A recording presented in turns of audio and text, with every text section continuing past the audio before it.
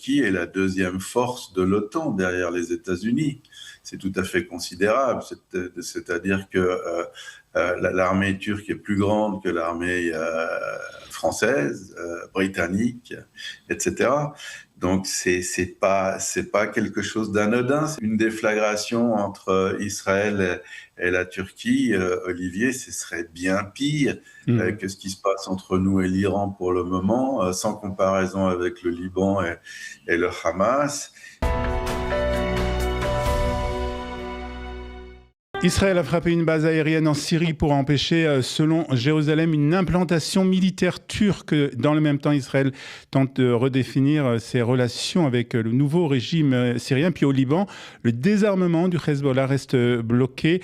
Alors, on va parler de cette situation dans le nord du pays avec notre invité ce matin, Stéphane Joufache. Stéphane, bonjour. Merci d'être avec nous ce matin. Olivier, bonjour et bonjour aux auditeurs, téléspectateurs de Kalita. Vous êtes analyste stratégique et rédacteur en chef de la Metula News Agency. On va commencer tout de suite avec cette tension plus particulièrement entre la Turquie et Israël après une frappe israélienne en Syrie. Alors, on va être direct, Stéphane. Est-ce qu'on risque d'une escalade entre la Turquie et Israël et peut-être même d'un conflit armé ? Mais on n'oublie pas qu'il y a eu une réunion et un pacte passé entre l'Arabie Saoudite, le Pakistan et la Turquie il y a quelques jours, soi-disant un pacte de défense, mais les pactes de défense stratégiques, ils sont aussi souvent orientés vers l'attaque et ils peuvent donner des ambitions et des appétits à ceux qui l'ont signé. Peut-être pas le Pakistan qui est discret et responsable, ni l'Arabie Saoudite qui n'en a pas les moyens. Mais au niveau de la Turquie, on sait que depuis des années, les relations sont très tendues entre Ankara et Jérusalem. Et on n'est pas, d'après les Américains, cette semaine, on n'est pas passé loin d'un conflit, en tout cas d'une escarmouche militaire entre Israël et la Turquie, parce qu'on a frappé cet aéroport du nord de la Syrie, du nord-ouest de la Syrie, d'Abu Douour, dans laquelle les Turcs essaient de s'implanter et de le restaurer, justement. Ça fait depuis 2024 qu'il ne s'était rien passé. Et puis, on a vu ce mouvement des Turcs pour essayer d'avancer un peu partout en Syrie, de se présenter comme les mentors du nouveau régime à Damas. Et c'est stratégiquement très inquiétant pour nous. Alors justement, pourquoi Israël considère aujourd'hui qu'une présence militaire turque en Syrie, c'est une véritable ligne rouge en fait ? Parce que si on suit toutes les interventions de Recep Erdogan, le président turc, on s'aperçoit que c'est de l'agressivité concentrée, c'est des menaces par rapport à Israël, et c'est aussi un environnement qui n'est pas forcément tout à fait objectif, dans le sens où il nous a même critiqué pour avoir été à la source. Donc les Israélites à la source d'un tremblement de terre il y a quelques années.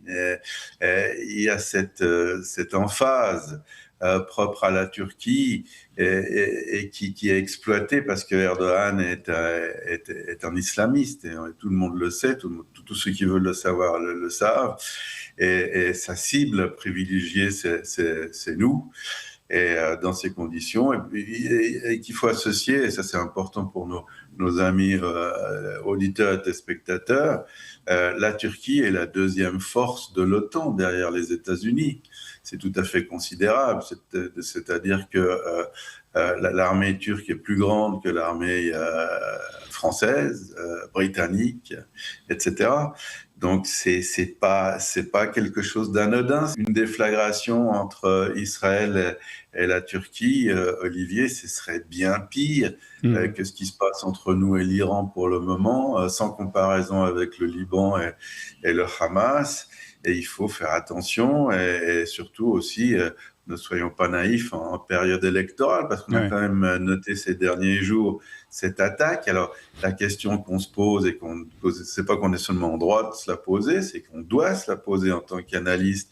Est-ce qu'il était absolument nécessaire, cette frappe sur Abu Daour? Et je la pose sans cynisme, cette question. Et puis en même temps, cette frappe dont vous avez parlé dans votre journal à Gaza, avec 9 morts, alors que les Américains envoient Kouchner ici pour nous dire de tranquilliser la situation. Et puis cette annonce, qui pourrait arriver en autre moment, de la construction de 1200 logements à Jérusalem-Est, avec une levée de boucliers de part en part, des États-Unis, tous les pays européens. Et on ne peut pas partir dans l'idée que le monde entier est notre ennemi. Et on ne peut pas non plus vivre tout seul, ça c'est pas possible. Et c'est peut-être de la provocation, mais c'est certain que quelque part, ce gouvernement et surtout le Premier ministre Netanyahou essaye d'aller très très très à droite et de recueillir toutes les voix possibles de ses partisans les plus extrémistes, et il va multiplier ses provocations avec comme garde-chiourme, Olivier, l'armée qui va pas faire n'importe quoi, qui va pas participer à cela. Et puis, une autre chose qu'il faut dire aussi, c'est que dans ces situations, quand un leader national est en retard dans les sondages, eh bien, c'est pas seulement en Israël qui privilégie la voix nationaliste. Ça s'est passé en Angleterre, aux Falklands, ça s'est passé un petit peu partout. C'est un aspect qui n'est pas magique, qui n'est pas mystique. Ça part de l'évidence. Il faut faire attention. On a vraiment face à nous une immense armée. Justement, pour revenir à la Turquie, on voit que le président turc et Donald Trump sont très proches et sont très amis. Et donc, Israël doit aussi, en fait, essayer de naviguer entre ces deux positions. Et c'est pas toujours facile pour Israël, justement, comme il a agi et que ça a été condamné par les États-Unis. Donc, c'est quand même une situation pour Israël assez difficile, tout en voulant continuer à protéger ses frontières et ne pas froisser le président américain, en tout cas. Oui, c'est clair, c'est un louvoiement et ça va aller s'accélérant pendant les 2 prochains mois jusqu'aux élections, avec des frictions, mais il faut se rappeler qu'on ne peut pas se disputer avec les États-Unis. Si les États-Unis décident d'un embargo, même d'un ralentissement de l'approvisionnement en armes et en munitions, surtout au niveau des avions, par exemple. Les avions israéliens, sans les pièces de rechange américaines, ne volent pas. En 2 mois, 3 mois d'embargo, on continue la guerre avec des arcs et des flèches, et c'est la stricte réalité. Donc on ne peut pas se fâcher avec les États-Unis. Alors il y a un double langage maintenant. Il y a un langage destiné aux électeurs du Likoud et des partis édénistes et de droite de la part de Netanyahou, qui dit non, on va défendre Israël partout, et qui joint le geste à la parole.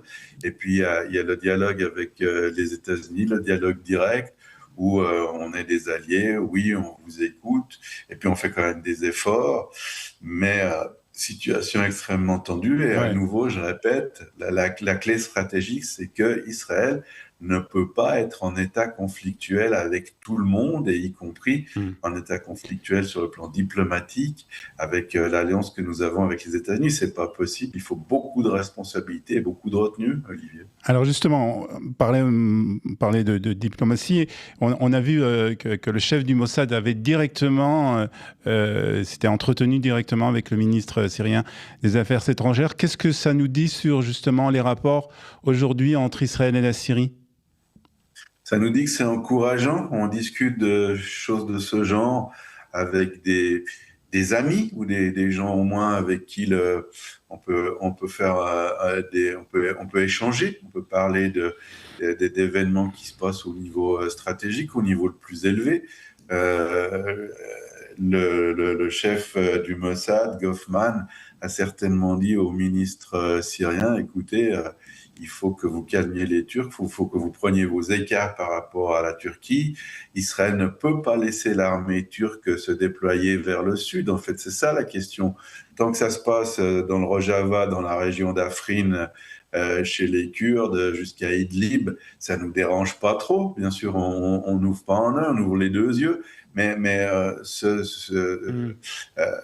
le dialogue tel qu'il se forme au sein de l'appareil de la défense israélienne, c'est qu'on ne veut pas que les Turcs descendent vers le sud. On ne veut pas voir de Turcs sur le Golan, on ne veut pas voir de Turcs dans la région de Damas. Si l'agressivité verbale du président Erdogan et de tous les ministres turcs s'allie à une présence de centaines de chars, surtout de radars et de batteries de missiles, à 100 km de notre frontière, c'est quelque chose qui ne sera pas admissible et que nous n'admettrons pas. Et ça, c'est en dehors de toute considération politique et électorale. Alors, on va parler du Liban à présent avec ce site d'Ali El Taher et ce site qui est très important et qui est très visé par Israël, très surveillé par Israël. Vous pouvez nous expliquer quelle est la valeur stratégique de ce site ? Oui, alors, depuis le mois de juin, Tsahal occupe en tout cas le sommet de cette colline de 600 mètres à peu près, qui surplombe Nabatillé. Et Nabatillé, c'est le verrou, c'est-à-dire qu'il y a le sud du Liban, de notre frontière jusqu'à Nabatillé, et il y a une sorte de goulet d'étranglement. En fait, toutes les routes passent soit par la côte libanaise, soit par Nabatillé. Et si on s'empare de cette colline, d'Ali El Taher, on se trouve directement sur Djounieh, ville chrétienne, à une soixantaine de kilomètres de Beyrouth, et toutes les positions du Hezbollah sont exposées au feu de Tsahal, et il n'y a pas grand-chose qui pourrait nous arrêter. Donc c'est un endroit, c'est une région, disons, parlons de Nabatillé, qui est, citons-le, une ville chiite à 90%. Et ça, c'est-à-dire que ce sont tous tous les habitants, toutes les autorités sont des suppôts du Hezbollah. Et on entend par là que le Hezbollah peut installer ses missiles, installer ses drones où il le désire à Nabatillé. Et c'est pour ça que c'est un point de fixation. Le Hezbollah ne peut pas se retirer de la région et nous ne pouvons pas les laisser y demeurer. Donc ce que je viens de dire, c'est la définition presque d'une situation stratégique.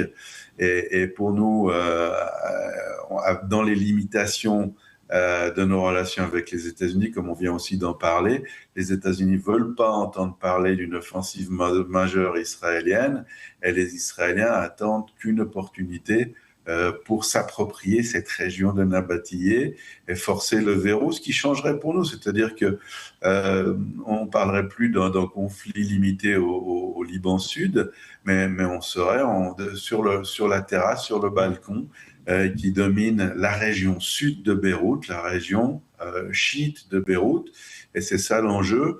Et tout le reste, ce sont des paraphrases, ce sont des éléments de langage, avec des provocations de part et d'autre. Mais au-delà des provocations, il y a vraiment un enjeu stratégique.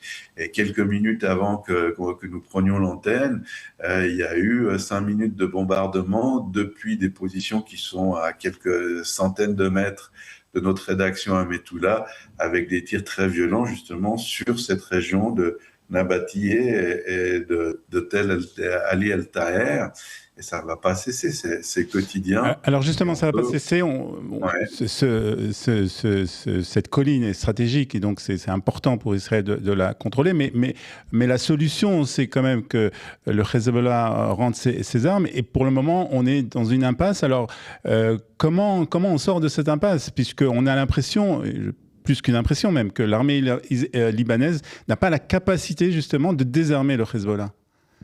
Bon, d'abord, c'est une initiative américaine. Ce sont les Américains qui ont dit au Hezbollah directement. On voit qu'ils parlent directement avec le Hezbollah, avec le Hamas. Ça nous ennuie énormément, mais ils s'en fichent un peu de notre sensibilité. Et ils ont dit au Hezbollah, parce qu'il y a un autre problème, c'est qu'il y a une cinquantaine de combattants du Hezbollah et des combattants iraniens, des gardiens de la révolution, qui se trouvent dans les sous-sols. C'est une vraie termitière avec des kilomètres de tunnels sous la colline, et ils sont là-bas, ils sont complètement encerclés. Et le Hezbollah, bien évidemment, essaie de les sauver, il n'y parviendra pas. Et ce que les Américains ont proposé, c'est que, après évidemment contrôle, cette cinquantaine de combattants miliciens se rendent à l'armée libanaise et que l'armée libanaise pénètre les zones qui auront été libérées par le Hezbollah, fasse le ménage, fasse exploser toutes les armes et les munitions qui s'y trouvent, et que ça devienne un avant-poste pilote, comme il y en a pas mal. Et ce que vous avez dit ce matin, qui était, enfin, pendant le journal, qui n'était pas exactement correct, c'est vraiment, c'est pas une zone parmi tant d'autres. C'est pas que dans le calme on leur a dit, on a dit à l'armée libanaise, venez occuper, faisons de cette zone une zone pilote test. Non, non, pas du tout. C'est une proposition de solutionnement du problème par les Américains, et l'armée libanaise, elle est prête à ce mouvement, est prête à remplacer le Hezbollah, est prête à appréhender, à rendre des comptes aussi, c'est-à-dire de ne pas libérer ces 50 miliciens terroristes immédiatement une fois qu'elle les aurait saisis. D'autre part, l'équation, Olivier, est assez simple dans le sens où on n'a rien contre fondamentalement de nous retirer près de la frontière israélienne, à la condition que l'armée libanaise désarme le Hezbollah, impose sa présence et surtout, après avoir désarmé le Hezbollah, fasse en sorte que le Hezbollah ne puisse plus déployer ses armes le long de notre frontière. Et si cela arrive, eh bien, nous quitterons, quand les conditions le permettront, le sud du Liban. On n'a absolument rien contre ce fait. Et ça s'inscrit dans le cadre de nos négociations en vue d'un accord de paix avec le Liban, qui est très important pour les deux pays et éminemment pour Israël. Et puis, si l'armée libanaise ne le fait pas, si l'armée libanaise continue à être prudente, utilisons cet adjectif, et ne désarme pas dans les faits le Hezbollah, eh bien, ça ne se fera pas, tout simplement. C'est nous qui sommes sur le terrain, on est à Nabatillé, c'est pas loin de Djounieh. Si les Libanais veulent qu'on reste pendant 10 ans ou pendant 20 ans dans cette région, avec tout ce qu'on sait faire, ben on y restera, et ça ne dépend pas du parti politique qui sera aux affaires à Jérusalem. Donc l'équation est simple. Vous nous apportez la sécurité, et à part ça, la sécurité pas seulement pour les riverains israéliens, mais également pour les 850 000 Libanais qui sont déplacés, chiites pour la plupart, mais qui sont déplacés dans la région de Beyrouth et au nord du Liban. Vous voulez que la paix s'instaure, vous voulez qu'on arrête de tirer des deux côtés, vous voulez que le gouvernement libanais exerce son autorité sur tout son territoire. C'est légitime, on est d'accord, mais vous vous comportez comme un gouvernement légitime, c'est-à-dire que vous faites régner l'ordre chez vous et jusqu'à la frontière. Vous le faites, vous avez un partenaire, vous le faites pas, la situation, le statu quo persiste.